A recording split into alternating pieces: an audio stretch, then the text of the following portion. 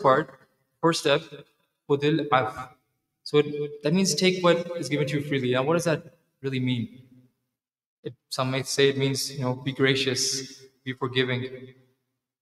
So imagine there's a friend of yours who is sick, and that person is in need, and they need someone who's to look after them. And you, as a brother, as a good Muslim, you go and you visit them, you take care of them, you ask them for help.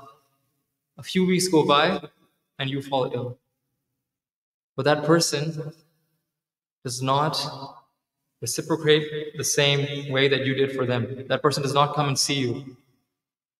So what should you do? Should you be annoyed by that?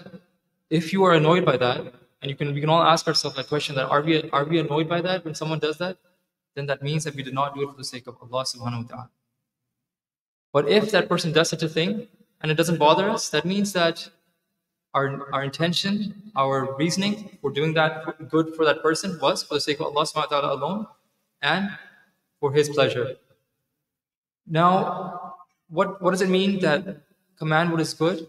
That means that when that person who didn't do good for you is in need again, or they have something else going on in their life where they need your presence, you go and you attend that presence. You're there for that reason, without thinking that that person did bad with me. Because when we command good, when we say, let's give da'wah, let's teach something. Like I'm sitting here, this reminder is for me first. So when you command good, you are supposed to be the one who showcases that goodness in the first place. So because that person didn't do good with you, are you going to go and not do good with them? Rather, you will be a person who will extend your hand forward and be there when they are in need. In Surah Al-Imran, Allah subhanahu wa ta'ala, he talks to Rasulullah and he says that if it was not for that kindness, like that goodness in your character, like that you are the one who suppresses your anger, the people would not have followed you. And this is Rasulullah. Our command is to follow him. But because he is a Nabi of Allah, Allah subhanahu wa ta'ala is still saying to him that if it wasn't for your kindness, for your good character, for your suppressing your anger, the people would not have followed you. And this was in a time when the Muslims were surrounded. The Battle of Uhud had just happened.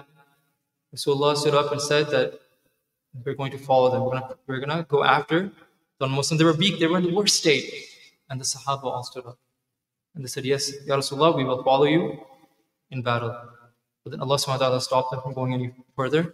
But it was Allah subhanahu wa ta'ala who said that if it wasn't for your goodness, they wouldn't have done so. So when it comes to the third part, right? Turn away from that which is ignorant. Like turn away from people like the jahil.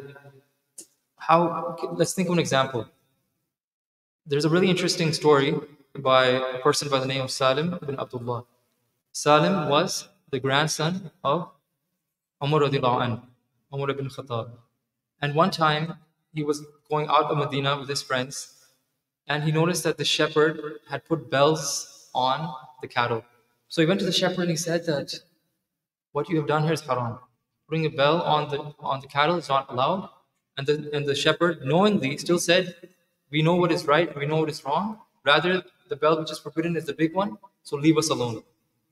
So now Salim had two choices. It was either to argue with that man and to convince him, or to turn away. He understood that this person who was communicated the truth, who was told what is correct and what is not correct, yet stood firm on their ignorance, he let it go and he moved forward. So many times it happens that we see somebody, where we know something, we're in an argument, we argue without reason. And Rasulullah said that a person who leaves an argument knowing that they're correct, Allah subhanahu wa ta'ala will build for them a house in the middle of Jannah. So in order for us all to have like this husnul khuluq, all we have to do is follow this three-step process, which is number one, khudil af, wa'mur bil urf, and wa'arid anil jahilin. Jazakallahu khairan.